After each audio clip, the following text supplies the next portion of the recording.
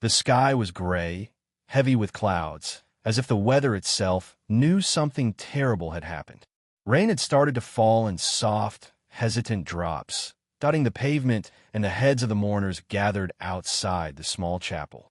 Among them, faces twisted in grief, whispered prayers tangled with tears, and someone occasionally muttered his name. And yet, none of them noticed the figure stepping quietly through the crowd. James felt like the world had stopped, the way it always does in moments that change everything. He shouldn't have been here. He shouldn't have been alive. But the reality was staring him in the face. Dozens of people were mourning him. His own funeral. His body was said to have been found last week, lifeless, after an accident no one could have predicted. And yet, here he was, breathing, standing, invisible to anyone who could recognize the truth. Every step he took was surreal. Friends he had laughed with just days ago, family members who had hugged him yesterday, were now kneeling, bowing their heads, tears streaming freely. He wanted to call out, to shout, to embrace them, but a strange force held him silent. Even as his heart pounded, the thought nagged at him. If they see me, will they understand? Will anyone believe that this is real? The chapel was small, filled with the scent of lilies and damp wood, the air thick with sorrow. A photograph on the casket lid caught his eye. Him, smiling at the camera, frozen in a memory he had no part in dying for. Someone handed a white rose to his mother. James's chest tightened. He had never realized how much fear and love could coexist in a single heartbeat until now. And then it happened. A voice, trembling yet familiar, whispered his name. James turned, thinking someone had finally noticed, but it wasn't anyone he could see clearly, just a fleeting shadow at the edge of the room, too far to call out to, too near to ignore. A cold shiver ran down his spine. Questions flooded his mind. How could he be standing here when the world believed him gone? Who had faked this? And why? As the priest's voice rose in a solemn chant, James realized he had to uncover the truth. But first, he had to survive the moment when someone finally looked up and realized he was still alive. James stepped back from the casket, trying to make sense of what had happened. Just last week, everything had felt normal. He had gone to work, laughed with his friends, made plans for the weekend. There had been no warning, no strange feelings, no accident, at least not one he remembered. And yet, somehow, someone had declared him dead. Someone had convinced the world to grieve for him. Memories flickered uncomfortably in his mind. A few days before, he remembered leaving the office later than usual, walking home under the streetlights, feeling the chill of the night air. Nothing had seemed off. But now, seeing the way people whispered his name, eyes red from crying, James realized he had no idea who he could trust. How had this happened? And why? His mother appeared through the veil of mourners, kneeling by the casket. Her hand trembled as she traced the edge of the photograph.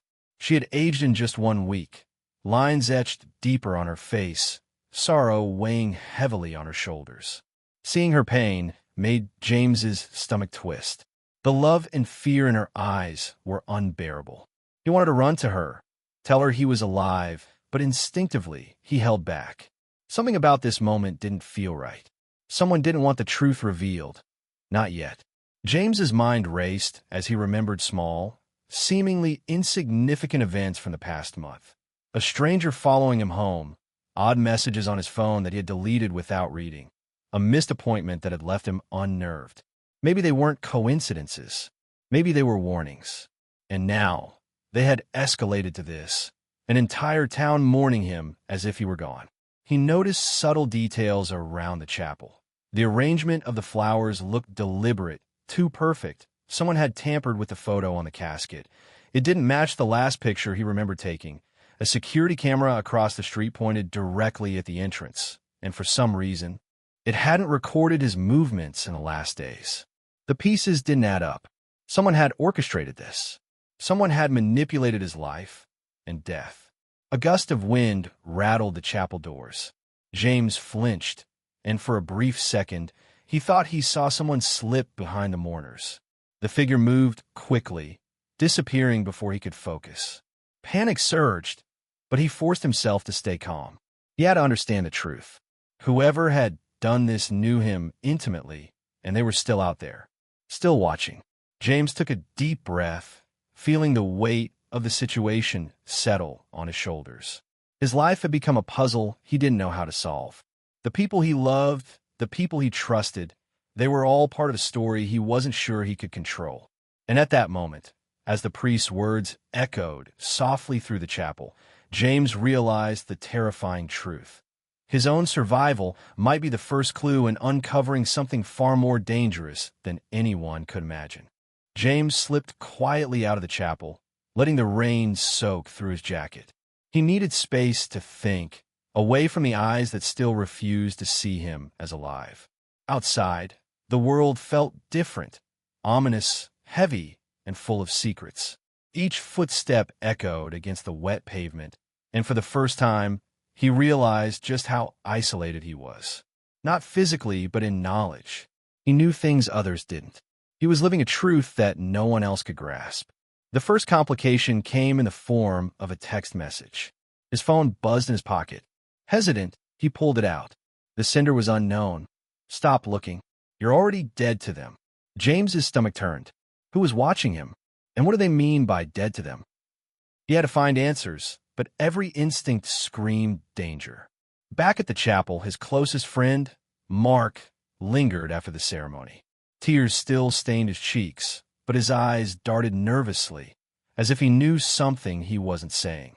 James remembered the argument they'd had last month, a heated fight about a business deal, secrets, and betrayal. Could Mark have been involved in this?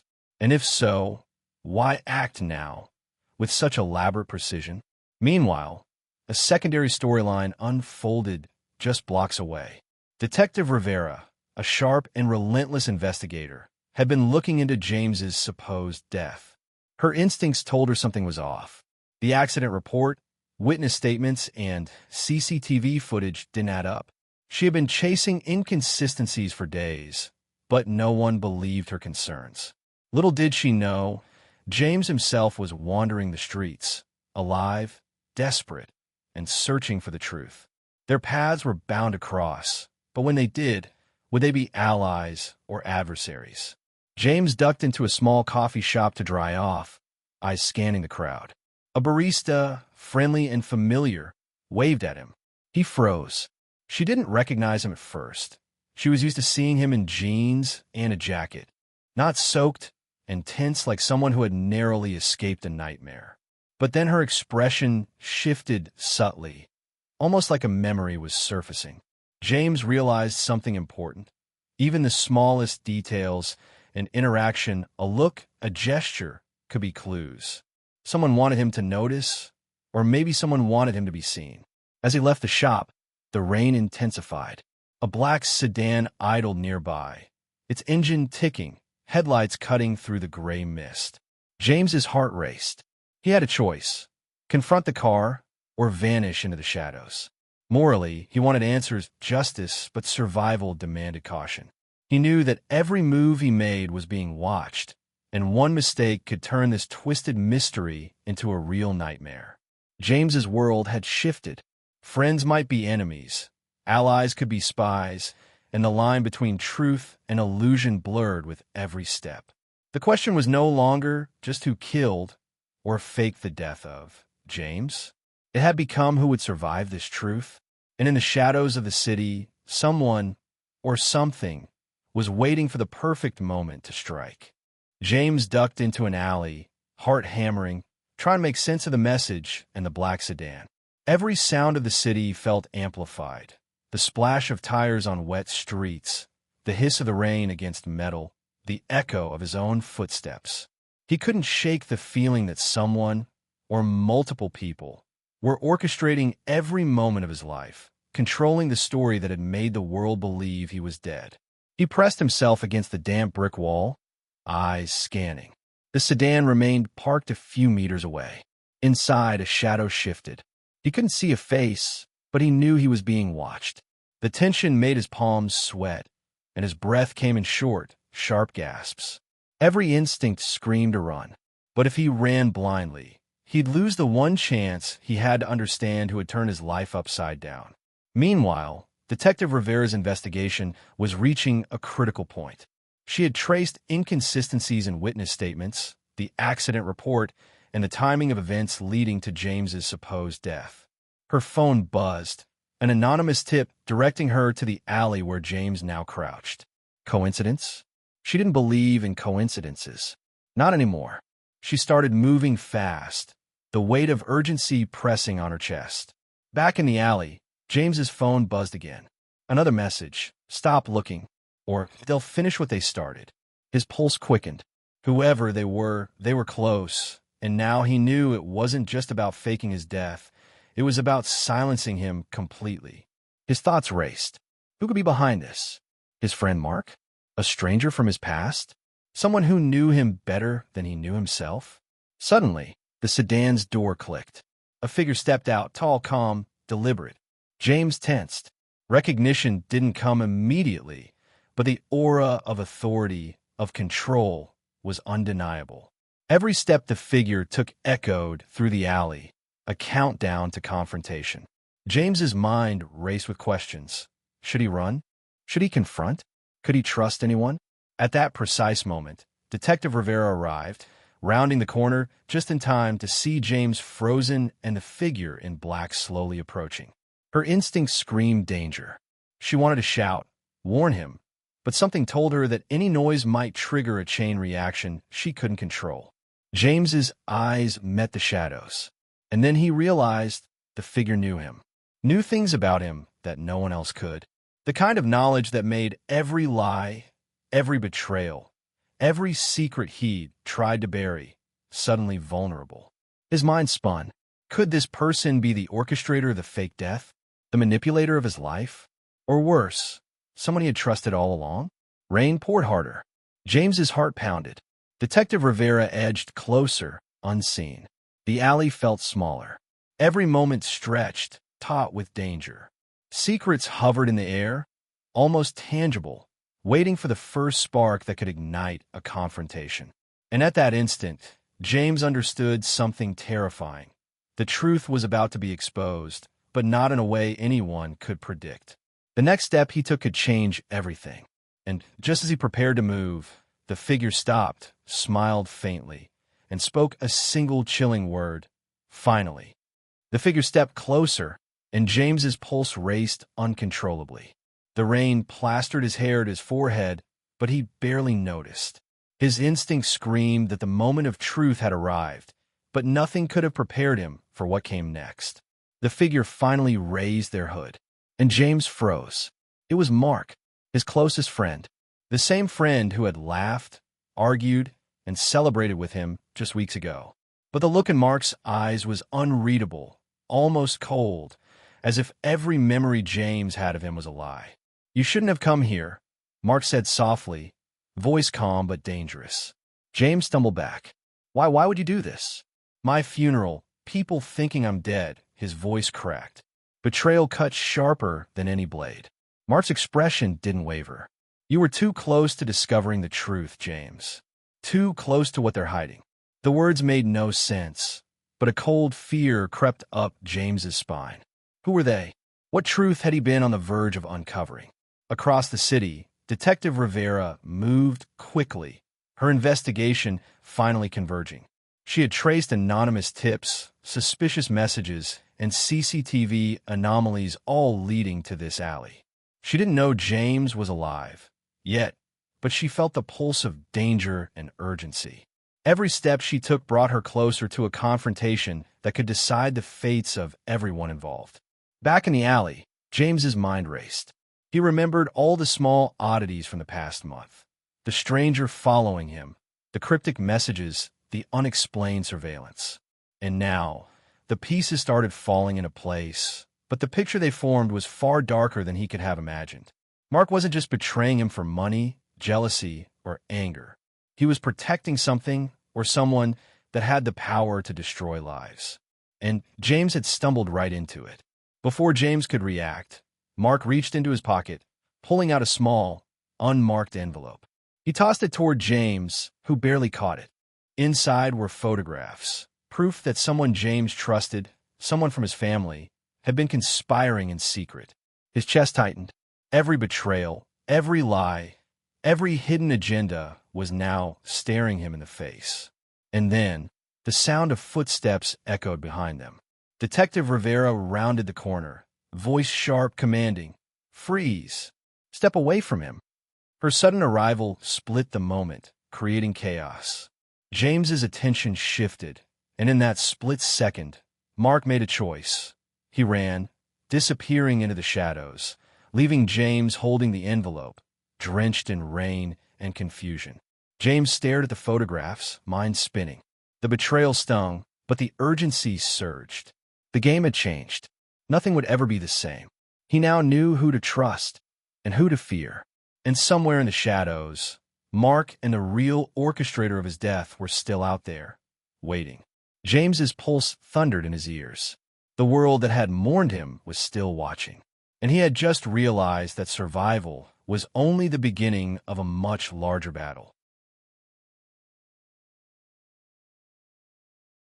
James raced through the rain-slicked streets, clutching the envelope with Mark's betrayal and the hidden truths it contained. Detective Rivera was close behind, her footsteps echoing through the empty alleyways. The city seemed different now, shadows longer, streets darker, each corner a potential trap. Every instinct screamed urgency, and James knew the final confrontation was inevitable. He turned into an abandoned warehouse, the envelope heavy in his hands. Inside, Mark waited, flanked by two strangers whose faces were hidden beneath hoods. The dim light flickered across the damp floor as James's heart pounded. "Why, Mark? Why betray me?" James's voice cracked, a mixture of anger, fear, and desperation. Mark's eyes flickered with regret, but his tone remained cold. "You weren't supposed to find out. Some truths aren't for everyone." He motioned to the strangers, who stepped forward, blocking James's path. The tension was suffocating. Every choice mattered. One wrong move could be fatal. Detective Rivera burst through a side door, gun drawn, shouting commands. "Step away from him. Everyone stay where you are." The three figures froze. The standoff stretched, taut with danger. James realized the real twist. The orchestrator wasn't Mark.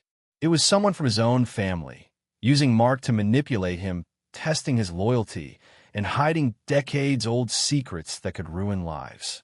James stepped forward cautiously. "You don't have to do this," he said, voice steady now. "It ends tonight. The truth comes out, one way or another." Mark hesitated, a flicker of humanity crossing his face. The strangers relaxed slightly, confused by the sudden vulnerability.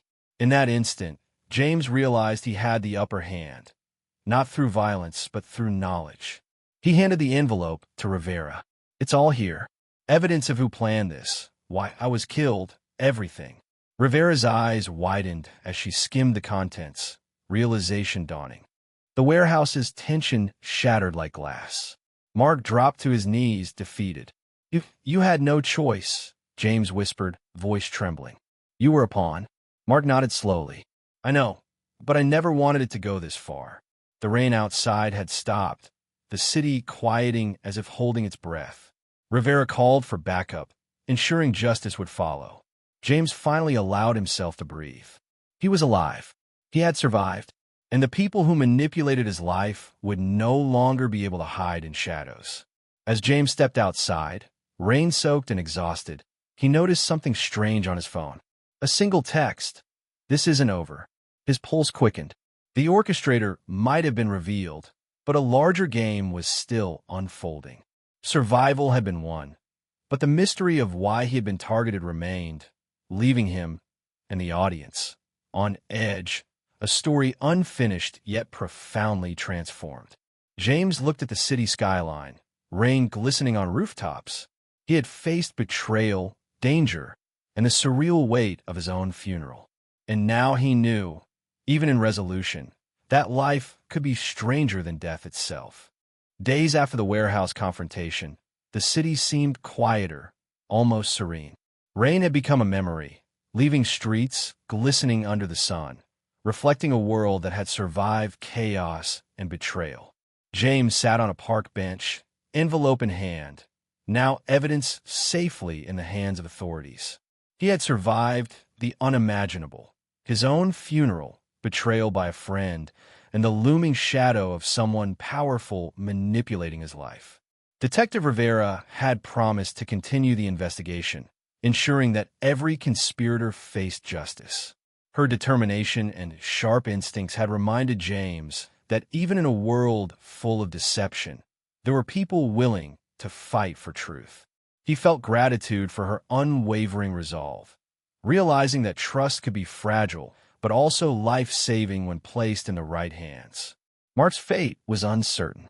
He had cooperated, revealing the hidden players behind the plot, but the moral weight of his actions would follow him forever. James had faced anger, betrayal, and fear, yet he understood that Mark had been a pawn, just like him.